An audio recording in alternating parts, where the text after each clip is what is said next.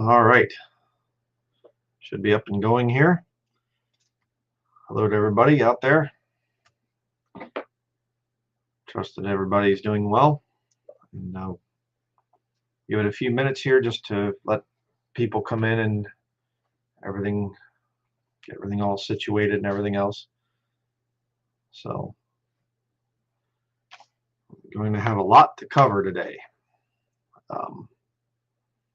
So, okay, we will get started here.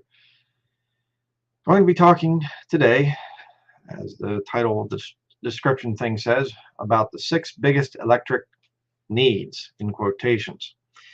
And they are refrigeration, lighting, water pump, and plumbing, moving your water along, in other words, your heat, cooking, and communication, or telephone, whatever else. And the interesting thing is, these are all considerations that you have to think about when you go off grid. But the interesting thing is, all 6 of those things, our ancestors did not have them. And people for thousands of years lived without them. Something to think about there. So if man lived without those 6 things for thousands of years, well, there's a pretty good chance we can too, if we so choose. And even if you're on grid, there's some things that you can get out of your life, or at least if the power grid goes down and whatever else, you can certainly find alternatives to that. So first and foremost, let's talk about refrigeration. All right. Now, I don't have a picture of a propane refrigerator, but you can get basically the 2 types of refrigerators that you can get that would be somewhat more efficient for off-grid use would be a propane one. You'll have those in a lot of the travel trailers, the campers, and whatever else. They run off of propane. A lot of guys will take them out of an RV or travel trailer, whatever, and they'll use them in their off-grid situation. You can also buy actual propane-powered refrigerators. Actually, years ago, we were going to buy a place that had a propane refrigerator and a propane big chest freezer. Actually, it's a pretty rare one. The realtor was telling me.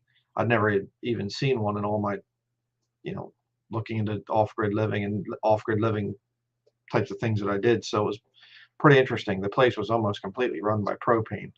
This one, house we were actually going to buy at one point in time. And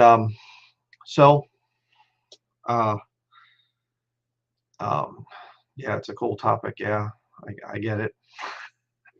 Refrigeration is a cool topic. Just looked there and saw your comment. But propane is an option.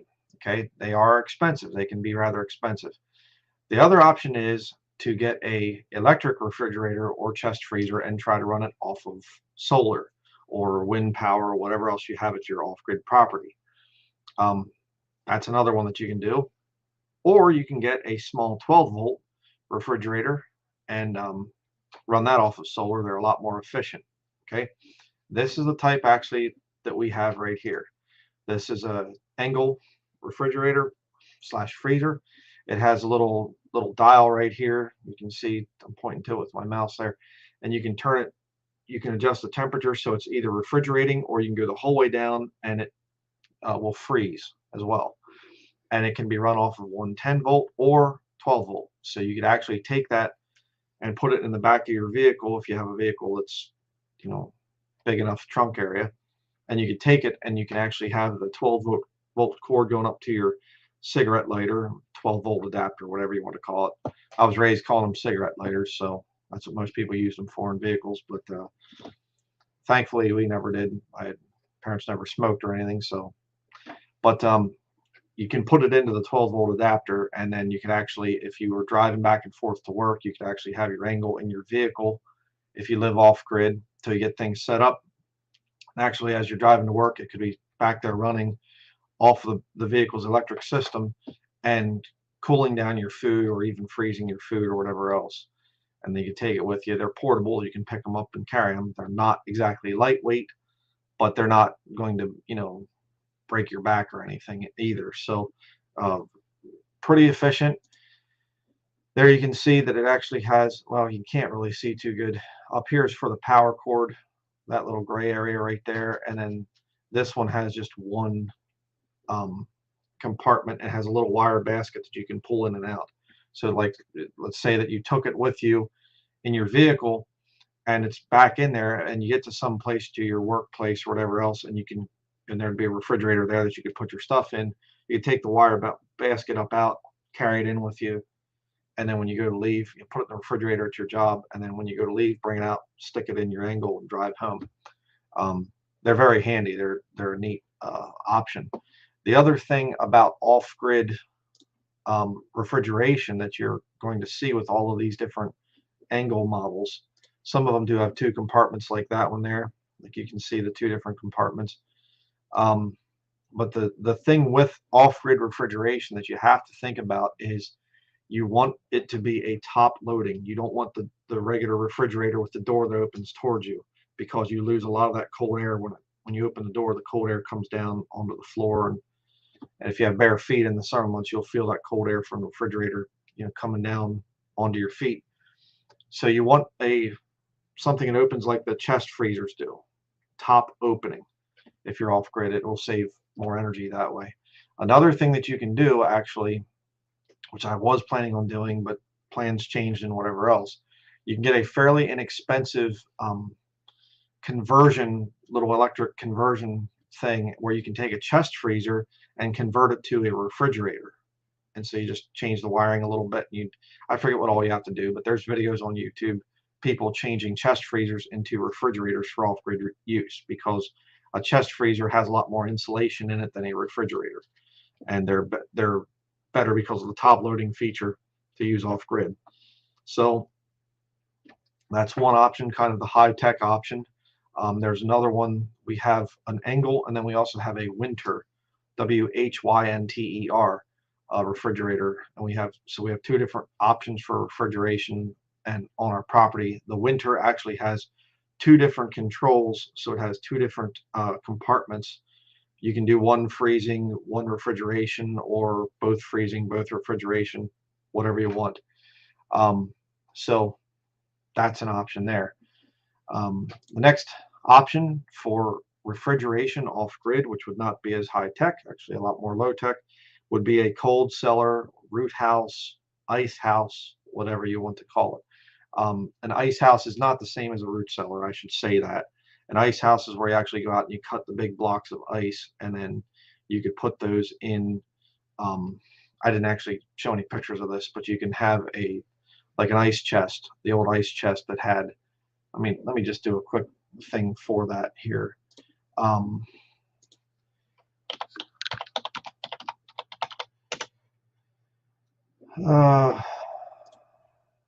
don't think, it might not come up with that. Okay, a wood one. There we go.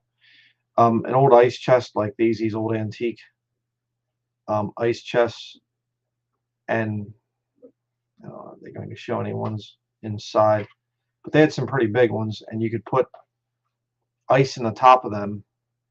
A lot of people had these before they had electric refrigeration, and you would basically put ice in the top of the thing, and then the cold comes down throughout, and then the ice, as it melts, it goes down a little tube and out into a tray and drains out or whatever else. But that's another option that you can use. You cut the blocks of ice in the winter, and then you store them in a building with sawdust on top of it, and they'll preserve almost through the summer months. Again, you can look this stuff up if you're interested in it. So that's another option. If you have a cellar at your off-grid location, and I literally had my younger sister and her husband had a house in town. It was built in the 1800s, and you go down into the basement. It was these massive big stone walls down there, and you go down into the basement, and there was actually the main area of the basement, and then there were steps going down into an even lower room. Well, that was actually the root cellar, where they would store root vegetables like potatoes and whatever else. You get down low enough and it's not going to be freezing unless you live in Alaska or Siberia or something like that, a really far northern environment. Then you get into the permafrost thing and whatever. But you can store a lot of things down in a cellar and it won't freeze. We actually store apples in our cellar, and they will last from October the whole way through till about April, and they're fine. They don't rot or anything else. I mean, you'll get a few that had spots on them, and then they'll rot a little bit, but the vast majority of them, they stay pretty good. Um, so there's that. Another thing that you can do if you're in a northern environment is you can actually build a cache, a food cache like this. You'll see these a lot in Alaska. Um, you have to build them up high enough, like that. And this one doesn't have it, but a lot of times they'll wrap metal around the posts going up, the supports going up, to keep the bear from going up in and helping themselves. Of course, it's not usually a problem in the winter, but because the bears are hibernating, but you might get some, wolverine or something like that that would go up in, or I don't know if they have fishers in Alaska. We have them here, but you know, another little option that you can use. I mean, we can, for the most part, we can usually store things here in northern Maine. We can store meat or other frozen types of things um, for a long time. If you have sort of an uninsulated shed that's not heated, you can put things in a cooler and put it in there, and it'll stay frozen pretty much the whole winter long. If you have a day where it actually warms up a little bit into the 40s or 50s for some weird reason, the meat, if there's enough of it in there, it will stay insulated enough inside that it will not thaw out. So another thing that you can do. So that's keeping, kind of preserving food in its state that it's in, and it's just frozen or refrigerated. Okay, but what about other types of food preservation? Um, well, another type, that's another traditional type, if you don't have a cold cellar or whatever, is to actually ferment your food. Many people know about that, but it's another thing. It's very good. Here's a bunch of pictures of fermentation crocks.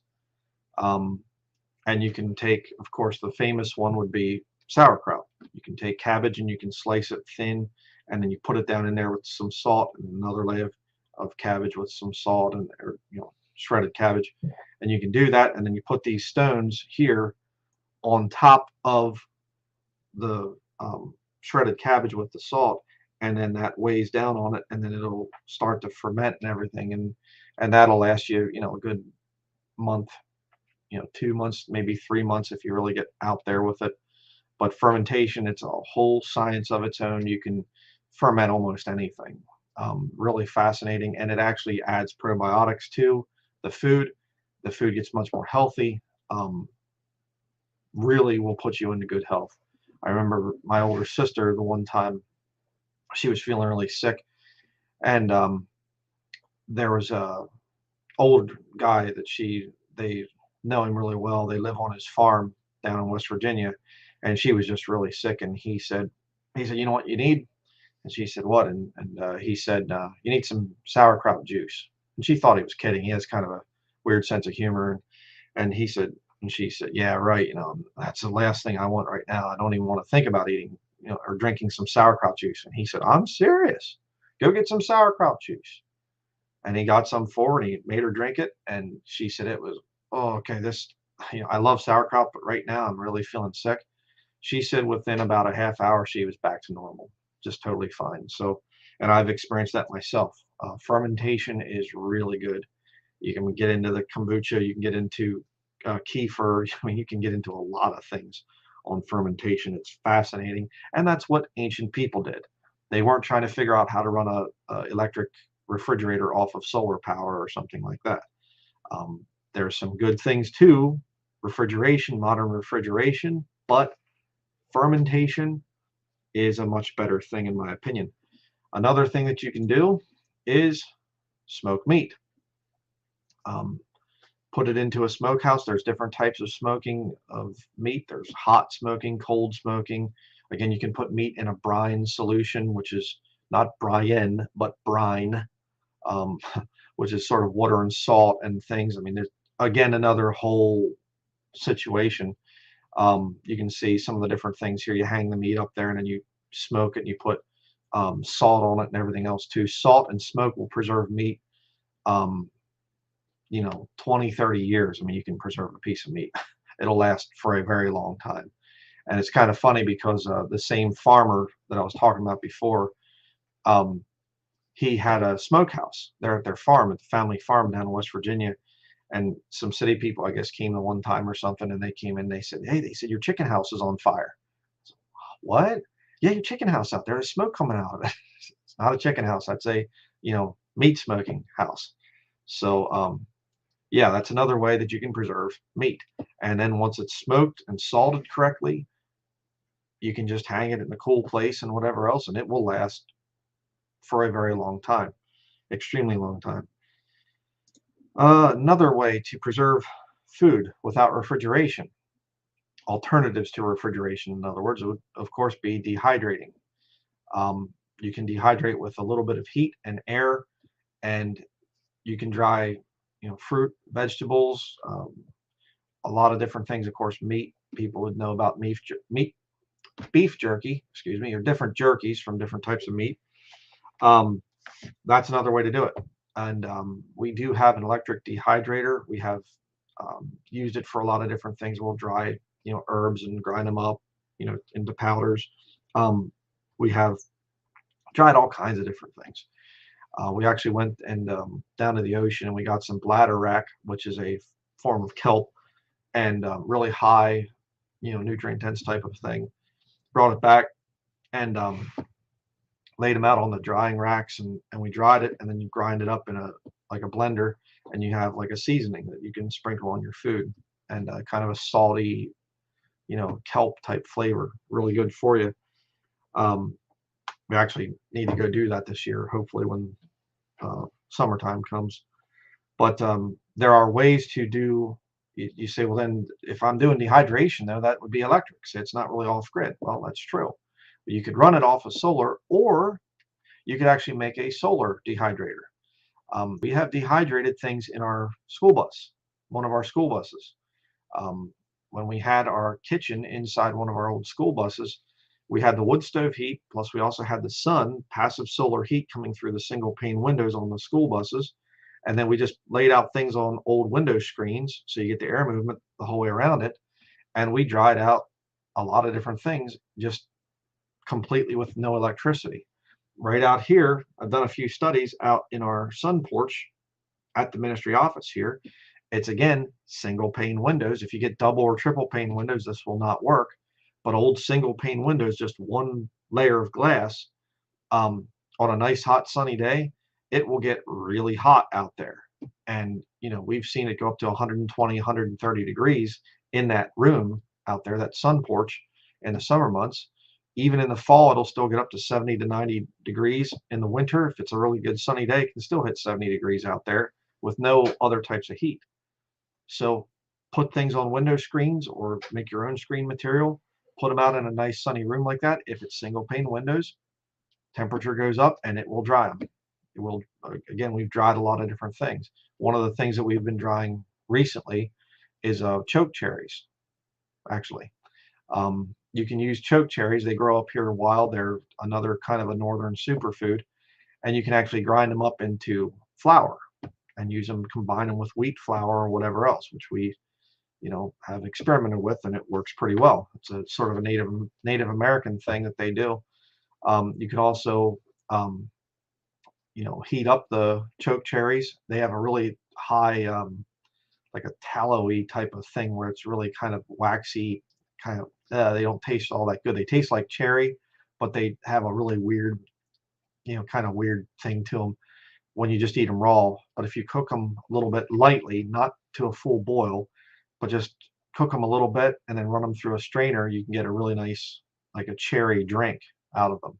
And again, very healthy. And then you keep the pulp and the seeds and you dry them and turn them into flour. So pretty neat. And people don't even waste their time on them up here. I've not seen very many people picking them, and they just grow right along the roads, and people drive right by them and, what's that, and they're actually really good for you.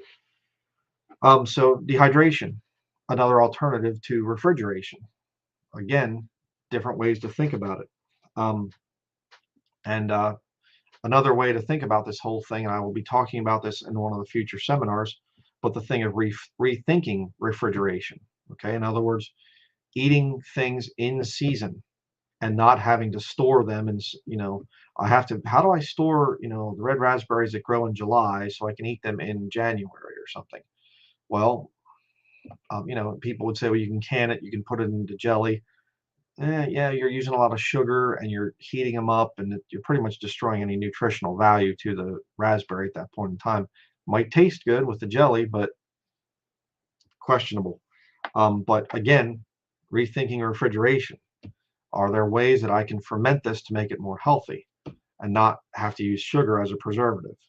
Um, how about, not, in the past they wouldn't have killed a big animal, a large animal in the summer months because it'd be very hard to preserve it. You wait till the fall, which is why you have a lot of the hunting season in the fall. Other reasons too, I understand.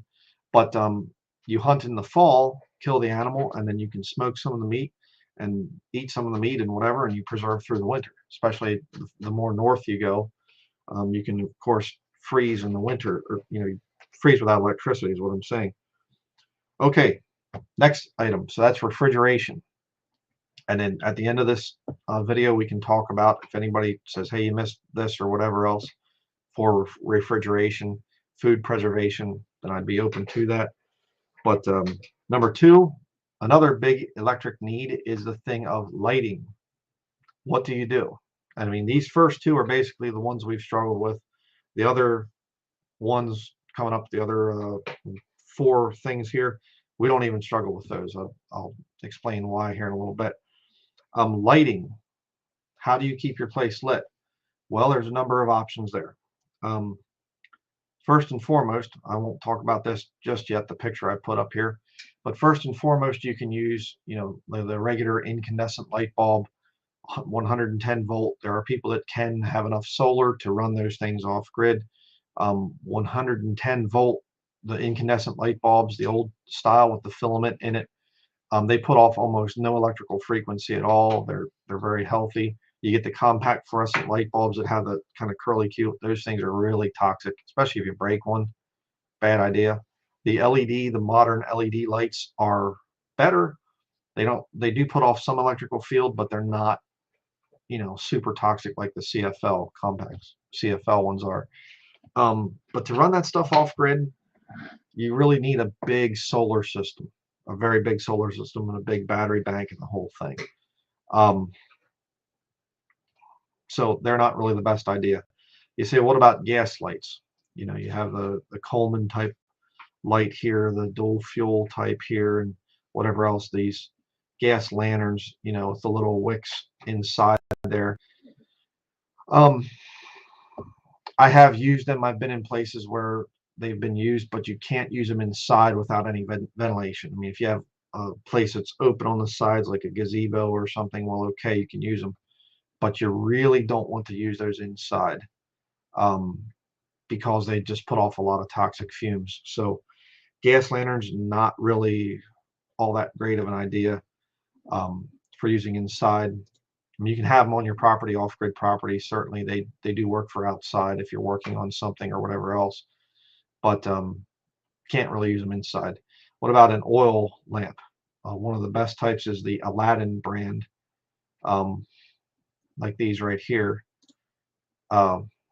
These are really good ones, and they have the little, like the mantle or whatever inside there, that the little wick thing that you light that, and then they put off a pretty good amount of light. You get the lampshade for them. Very beautiful, absolutely very nice. But you're dealing again with putting smoke into the atmosphere inside your tiny home, or your home, your cabin, whatever you have off grid. And there's a fire hazard there. Now it's not like gasoline or something where if you knock it over, it's not like a Molotov cocktail that blows up and boom, and no, but it would burn. It could definitely burn if you knock the oil lamp over. And so they are good. They do light well, but there's some that actually mount to walls, like this one right here. You can kind of see mounts to a wall. Another option a lot of people would think about would be candles. And again, you're dealing with a lot of petroleum-based waxes and things like that. Not really the best to have in your place and things, unless you have adequate ventilation. You say, what about beeswax candles? Well, that would be a lot better, you know, more appropriate and things.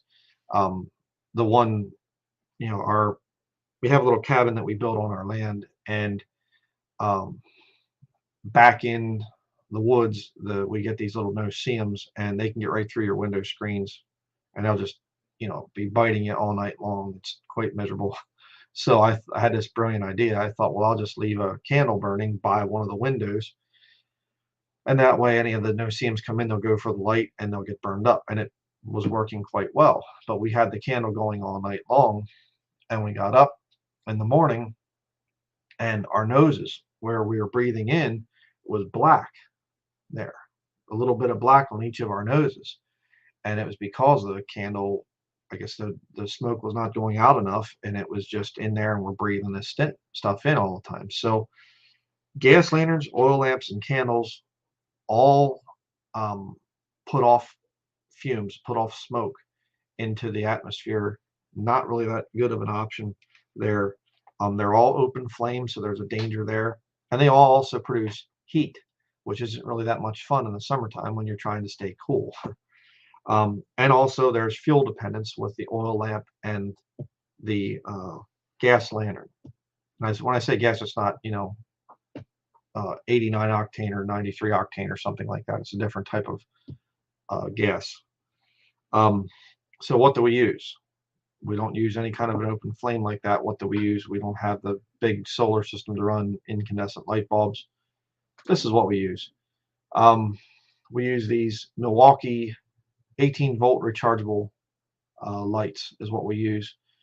We have this type here, these tall type, and they have 3 different light settings. You can push a little button, and then they have different light settings. We also have one of these in our closet, which lights up a lot better, but it's a little bit too bright for out in the living area.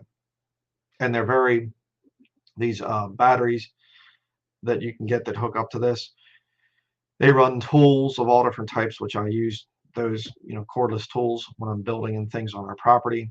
And they actually are pretty easy to recharge with a solar system. You can, I mean, in December, right around Christmas time, you have it, you know, the sunlight's really not real bright at that time of the year. You get into the winter solstice time there and things. And it's very hard to charge the batteries at that point in time because you don't have much sunlight. And if you have, you know, snowy weather and things for a week or two, well, then it gets kind of tricky. If we were just relying completely on an off-grid property, that might get a little bit tough. But um, they work very well. I'll just show you an example here. That's inside of our tiny house. One study I did on the doctrine of imminence, and that reflection on the wall there, that's one of our Milwaukee lights. And every time you see this tongue and groove pine backdrop and this whiteboard here, those were all done in our tiny house, and some of those were done at night. And the only lighting that was there was these lanterns right here. That's it. And it also has a little USB charger, by the way, on the back there. So they work pretty well. DeWalt also has a number of you know, LED lantern type of things. I knew an Amish family that actually used DeWalt lanterns in their house, and it was very well lit. I mean, you would just go in there and think it's just regular lighting. It's not real dark or anything else, but we have one of these type right here. Oliver uses in his room, and again, it's really makes for good lighting. So that's what we do for lighting. There's probably other options and whatever else, but that covers, I think, the main, you know, way to have lighting off grid. So now we're going to go into water pump / plumbing, right? Because a lot of people, of course, if you have a on-grid place and you have a drilled well, you have electricity running that well system, and there's a lot of components in there that have to work in order for your well to work. Even if you have, you know, like the water from the town, it still requires electricity to make the whole system work. So what do you do off grid? Well, there's a lot of different types of water pumps. There's a shallow well pitcher pump right there. Many people would be familiar with that. Of course, the old antique pitcher pump like this thing, a lot of people think about that, where you make the handle go, you have to prime it and everything else, but then the water comes out. They work pretty good. Um, the one I showed the other day with the Bison deep well pump, but I mean, you can do the research on this. It's not going to be real definitive here or whatever, but there's different ways that you can get, water up out of a well or out of some other, like a cistern or whatever else. And so you can do it that way. Um, uh, this is the type of thing that we use, because we go and we get water out of spring, and then we bring it, and then it has a little, spigot. Now it's going to take me there. Okay, well, you can see the little spigot there. You can turn it on and off and things. It's sort of a gravity fed, somewhat of a very simple gravity fed, because it's just, the water inside the jug pushes it out, and you get pretty good water pressure from it. You can easily wash your hands. Works very well. And then you can store that water and things. And if you're on grid and you have a power outage, you say, well, what are we going to do for washing our hands? Well, if you have one of these jugs around with some water in it, pick it up, get it up on top of by your sink or whatever, and turn it on, and there's your running water. Works very well. That's originally why I bought them many years before I even met my wife. Another thing that you can do is like an uphill spring or a cistern that's mounted up on stilts and things. You can do that and then run plumbing down into the house.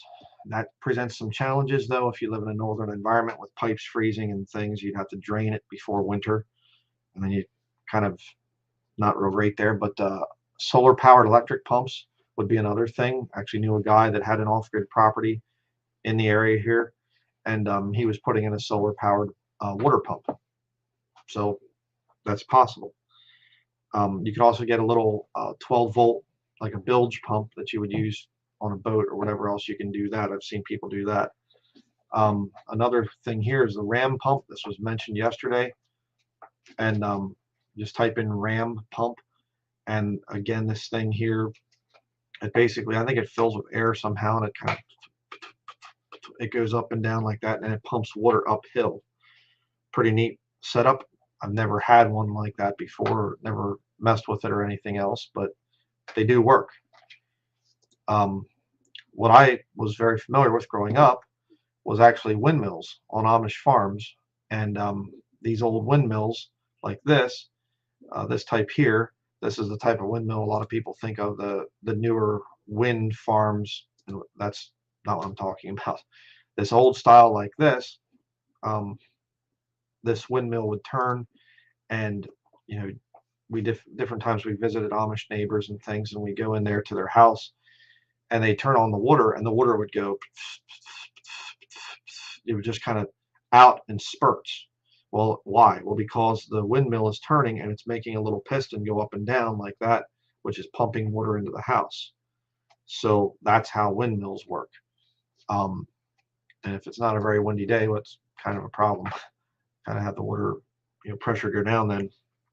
So another thing, a way to get away from electricity is there's different ways that you can pump your water, and you don't need electricity to do it. Next, we'll have heat. We'll talk about heat now, because a lot of people, if you're on grid, you can have electric heat, like heat pumps are the big rage right now. You have to get these heat pumps. They're really good for the environment and everything else. They don't use fossil fuels, unless you go back to the power station, the electric, power station, and then they're burning coal to produce your clean energy. It's kind of a problem. But if you have any kind of oil heat, be it hot water, it heats up the hot water, it's forced hot air type of a thing, it still requires electricity. And if the power goes out, you don't have any heat. So most of the residential heat systems, when you're on grid, require electricity. But what do you do if you don't have electricity, or if you're off grid, especially? Well, wood stove. And My favorite type of wood stoves, what I grew up with and what we currently use, is an old Fisher wood stove. I think they're probably the best ones ever built, in my opinion. This basic style where you have the stepped top like that, it goes up and up like this, and then on the door you have the little dial things that you turn, and you turn them out and it makes more air go in. Fire burns hotter, you turn them in and it's less air going in, the fire burns lower. And people talk about, oh, they're not EPA, this and that, whatever else. But yet the interesting thing is, um, the heat that these things produce. I've been around modern stoves. Literally had my parents bought a stove.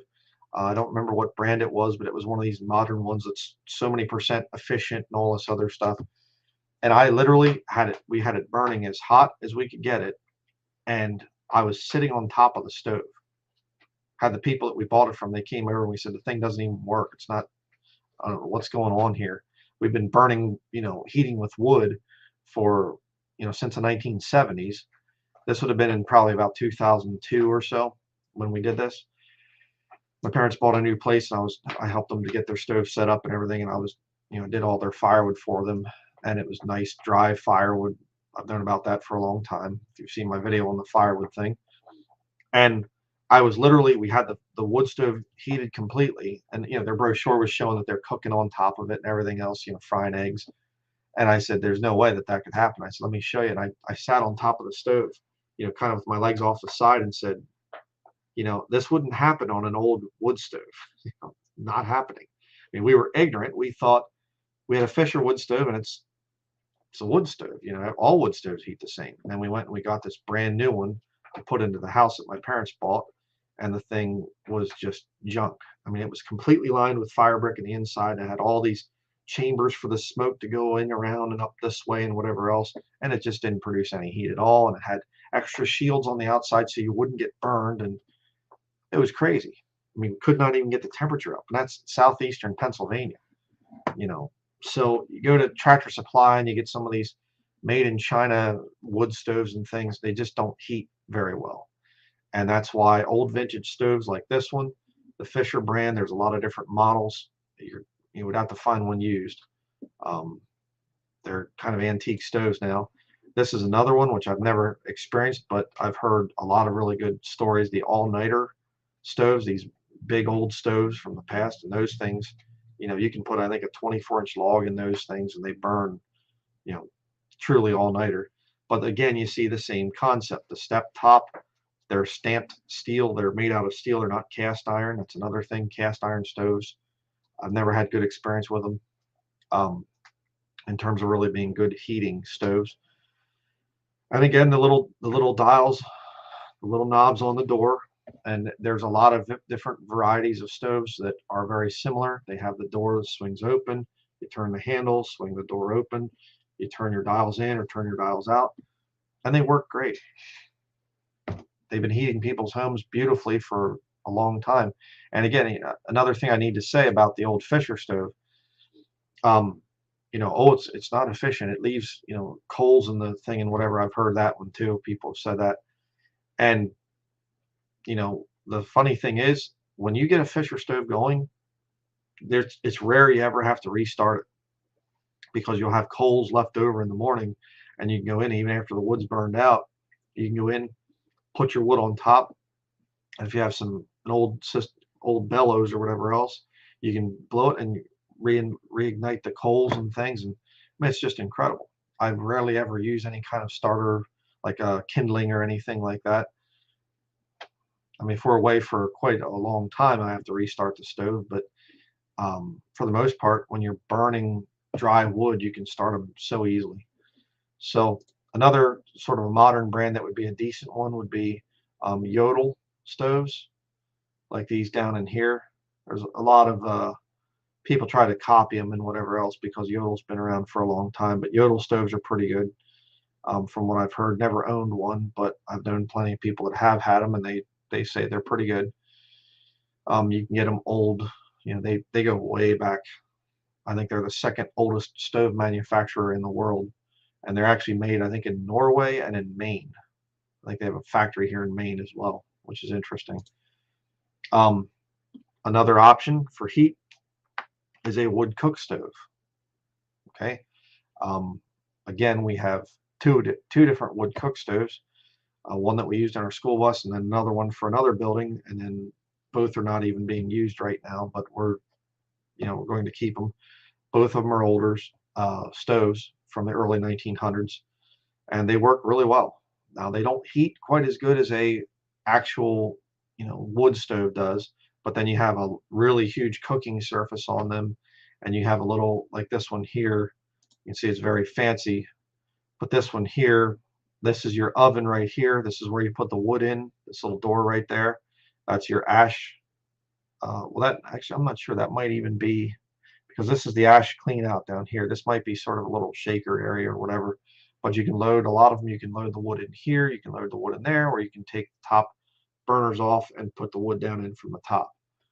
And then mostly they'll have like a little lever or something that you can flip, and it'll, normally the heat from the fire here just goes right up straight up out the pipe, which goes in here. But then if you flip the little lever, then it goes down around the firebox and then up and out. And that way it heats up the oven right here. This is like a water jacket on the side there. If you can put water in it, then you have hot water whenever you need it. This is sort of the little warming area up here. You lift that up, and then you can put your butter in there that needs to thaw out, or whatever that you want to thaw out. You could put it up in that warming oven area there. Just amazing. They work very well, and we cooked for a whole year on a wood cook stove, and I'd still be doing it if it wasn't for the fact that the school bus did not block the mosquitoes from getting into it, and it was miserable being in there. So, um, but wood cook stoves are another way, which we'll be getting back to that here in a little bit. Another thing that you can do, and another thing that you could do, of course, would be to have a coal-fired stove.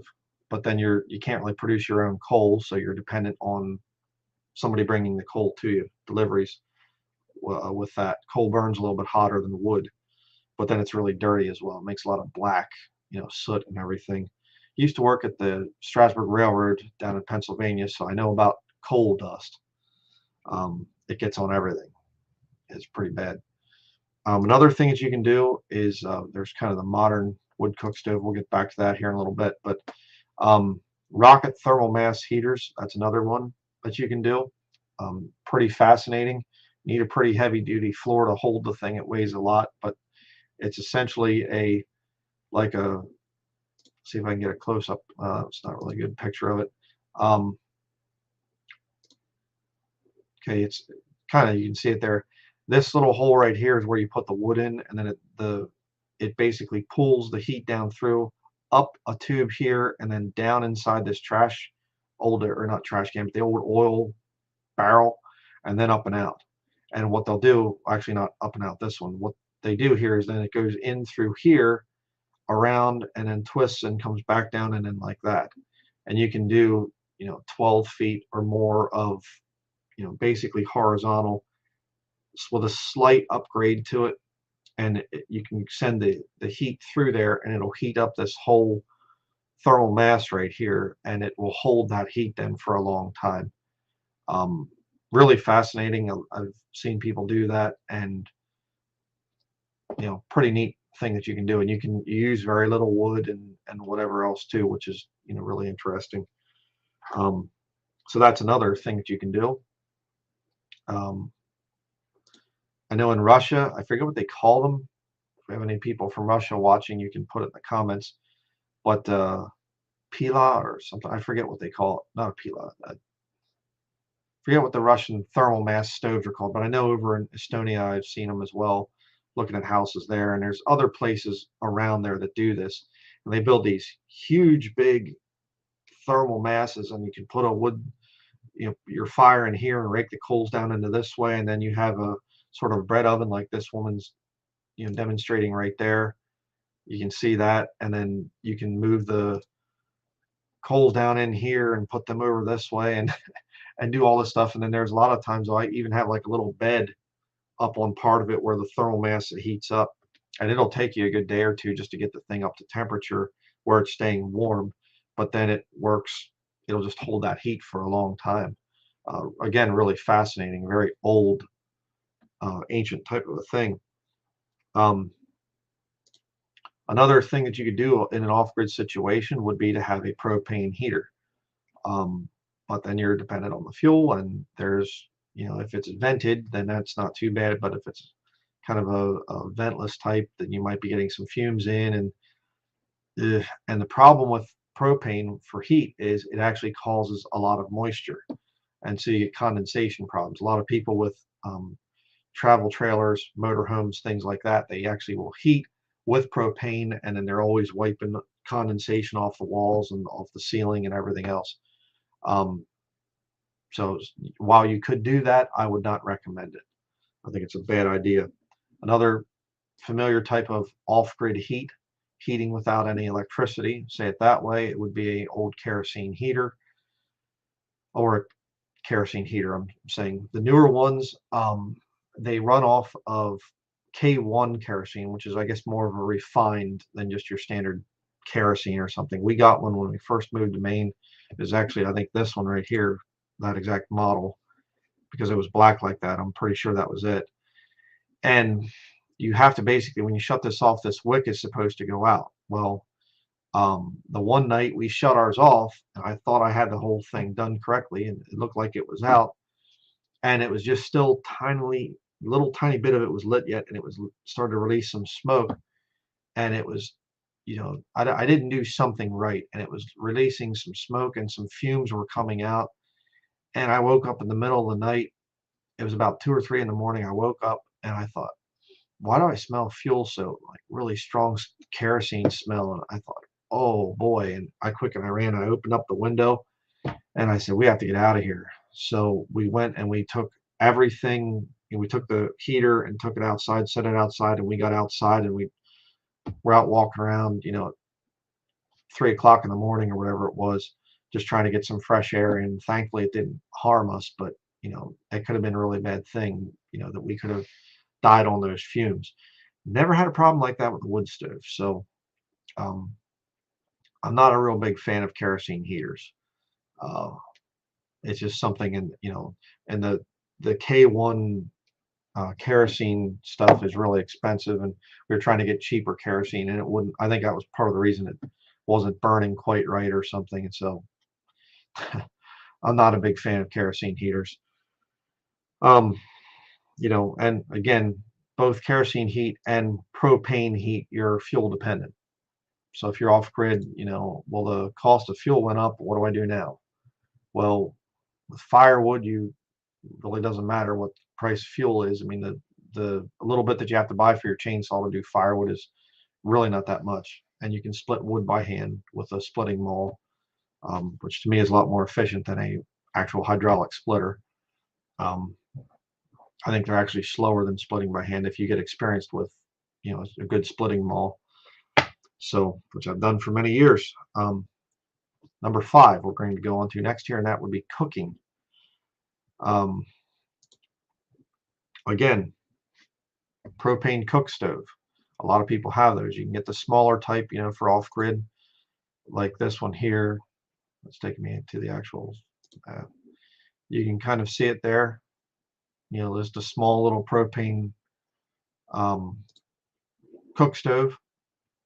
You can get the little countertop type as well, and whatever.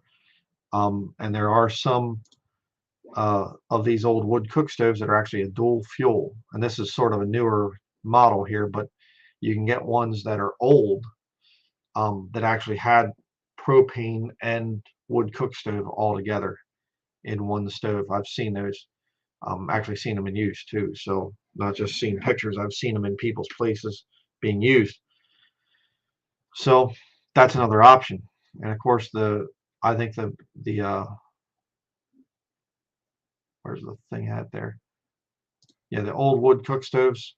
Um, they're really good ones. Mostly they're going to be cast iron, and some of them, like this one right here, can be very ornate, very beautiful. Um, there's another one, really nice old wood cook stove, and some really neat different types. A lot of them made in Maine, actually. If you go back far enough, they do a good job of cooking food year round. but they're not the best with heating if they're cast iron. The more modern ones, like this, a lot of these are made out of steel, and they actually work a lot better at heating your home.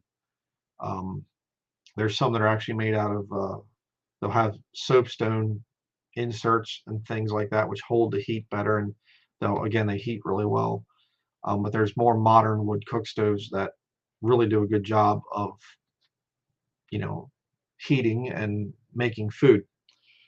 So, and of course, one thing that you can do too with the uh, propane cook stove idea is you can also have a propane grill, just your outdoor regular barbecue type grill, and you can put it out on your deck or whatever else.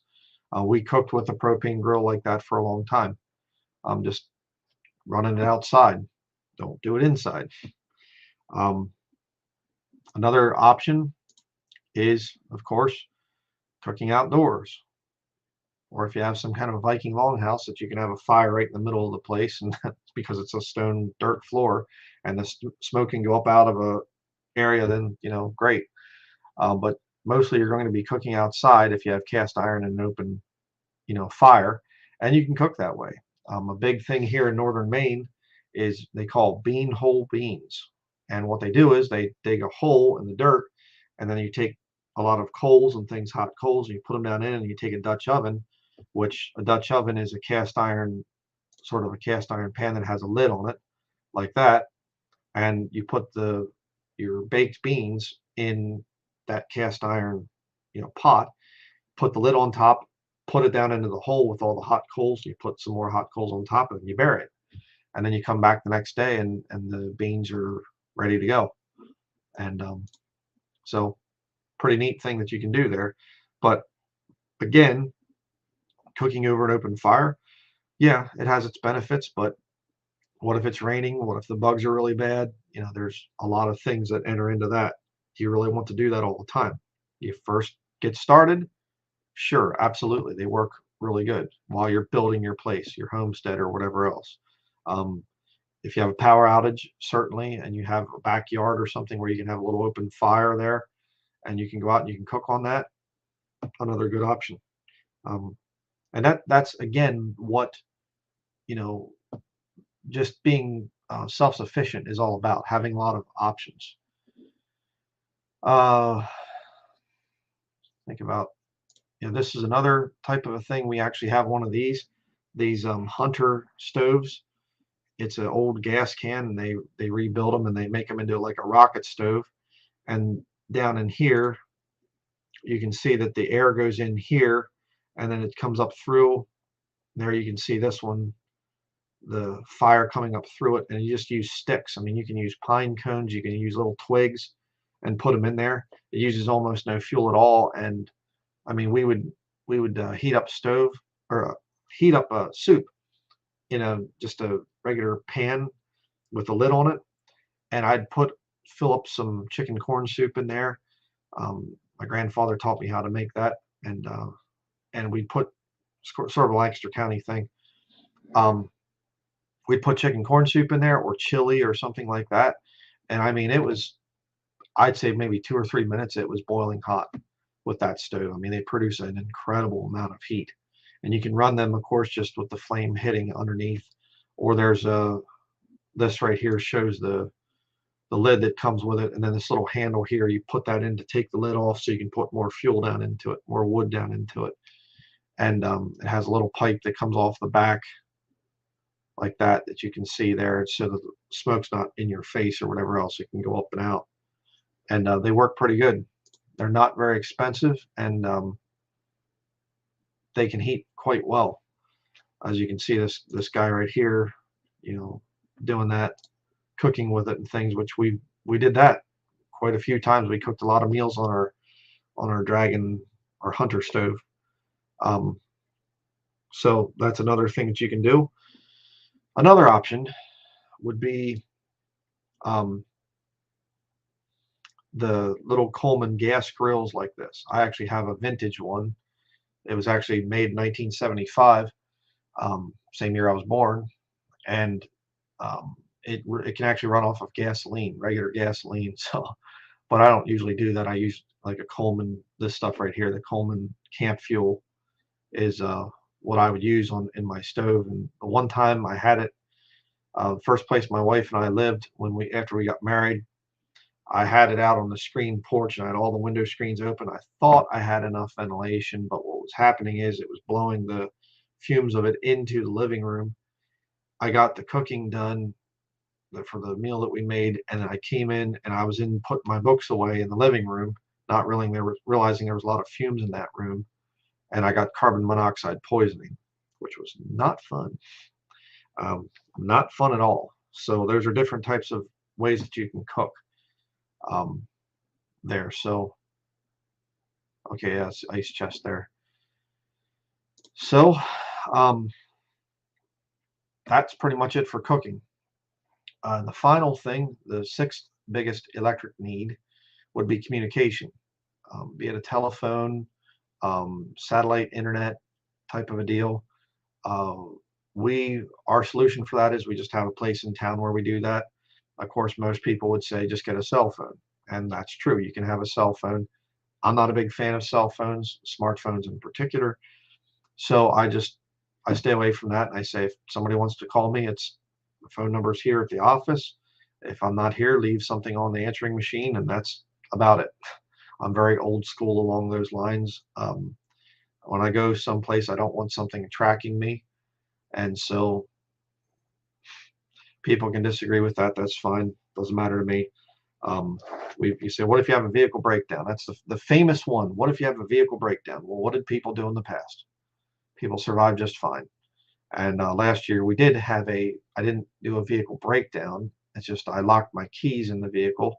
I opened up the door to our Jeep and I thought I pushed the lock, unlock on the door lock thing. And I thought I pushed unlock. And so I took my keys and I threw them on the seat of the driver's seat and I shut the door and I went to get the back door open and I realized, oh no, I locked it. And I thought, oh no, I just locked my keys in. So my son and I, we had to walk about 5 miles back to our property to get another set of keys to come back.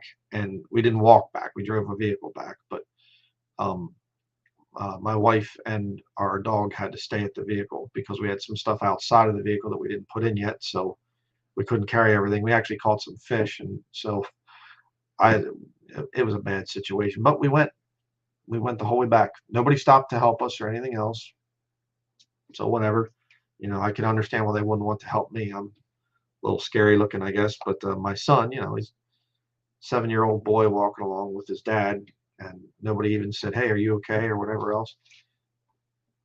Whatever. Times are changing, but we get by just fine without having a cell phone at our property and whatever else. So um, if if there was better some kind of, I mean, the satellite internet thing, I've heard a lot of nightmare stories about that, about how that they don't really work all that great, and so we just never bothered with it. But would that be um, a possibility at some point in time? I don't know, maybe. So, but I think that covers everything. So if anybody has any questions, go ahead, write question and then your question there. Or did I miss anything? I don't know if I missed anything in terms of different options for refrigeration, lighting, moving water, heat, cooking, or communication telephone.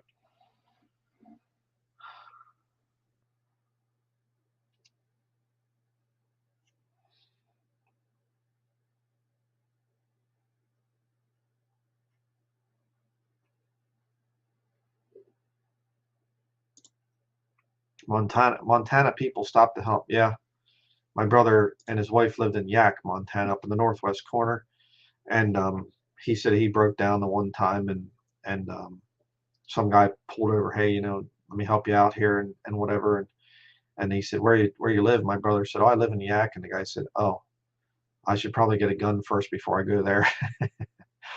Back then, it was kind of a little bit more wild, I guess. I don't know if it's any more civilized today, but yeah, I know you're right on that, John. I know about that. Definitely.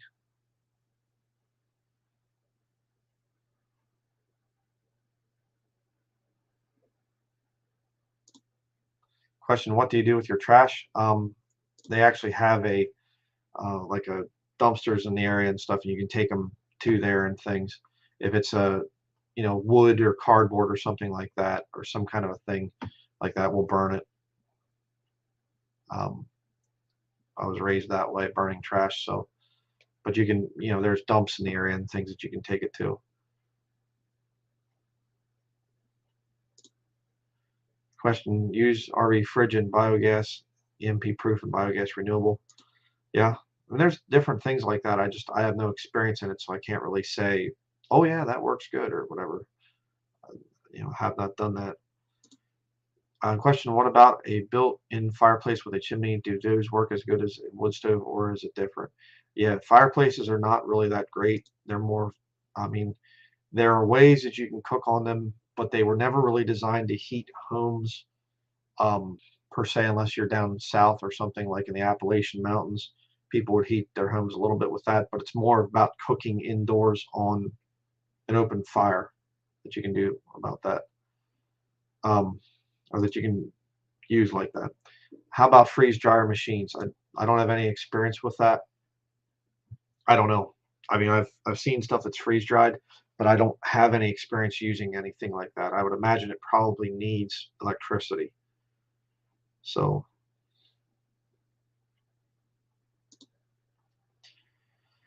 Brother Brian, I saw you had a thermal mass in your home a while back in a video. Do you still use it? No, we do not. Um, it was a rocket stove, a metal one, and it went into this thermal mass, and I actually put in our thermal mass. It was made out of wood. It was a wood frame, and then I put sand and gravel in it.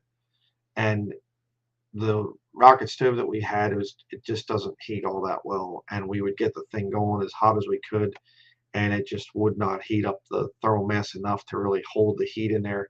And it was cold. I mean, it was maybe in the summertime I could have experimented a little bit longer, or in it when it wasn't real bad, but we were freezing, and it just, okay, enough of this. So we got rid of that and put in a little camp stove, a Four Dog stove brand, and that they work really well. And we were actually warm then, and and then we looked for a vintage Fisher stove. So we have a Fisher stove in there now. Um, so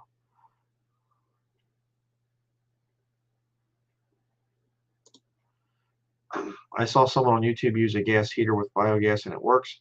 Also, a Earthship has natural heating during winter from thermal mass. Yeah, the Earthship thing. There's a Paul Wheaton. He gets into the thing of the Wofati concept, which is a partly underground house and things. And there's a lot of really interesting research out there. People are doing into ways to really save on heating costs and whatever else. And so, yeah. Question: what do you think about terracotta brick heaters compared to everything else? Don't really have any experience with that. I don't know. So does anybody else have any other questions?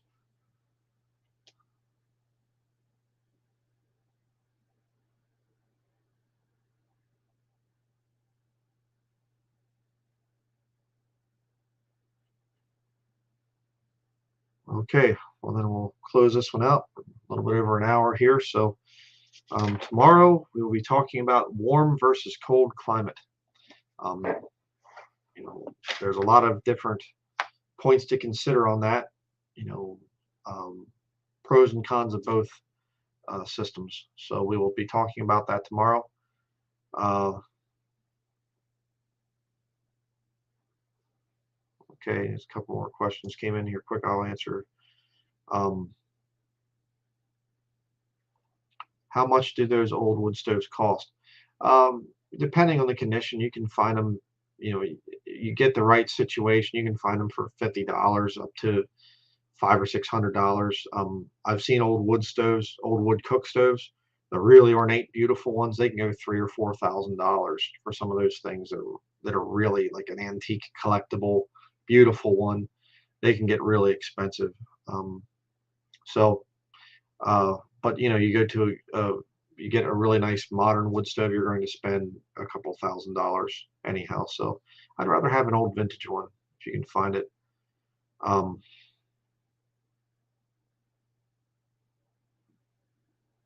so what about hay box? Don't know anything about that. How to get cheap firewood? Um, well, own your own property, and you can get pretty cheap firewood that way. You don't spend anything on it, but you can get offcuts from sawmills. That's a good way to do that. And finally, you should encourage viewers to watch your wood video. If you haven't seen my video on the firewood scam thing, you can watch that. Oh, actually, okay, good point. I didn't think about this one. The solar cooker thing, haybox cooker. Solar cooker, you can also do that as well. That's another thing we have, but we haven't had a chance to um, uh, use it very much yet. So that's another thing that you can use, a little solar sun cooker, sun oven type of a thing too. So, but that's going to be it for this video. And like I said, tomorrow we'll be talking about warm versus cold climate, some different things to consider there. If you're thinking about going off grid eventually. So that will be it. Thank you to everybody out there for your um, prayers and things, and your support of the ministry. And we will see you tomorrow in the next video.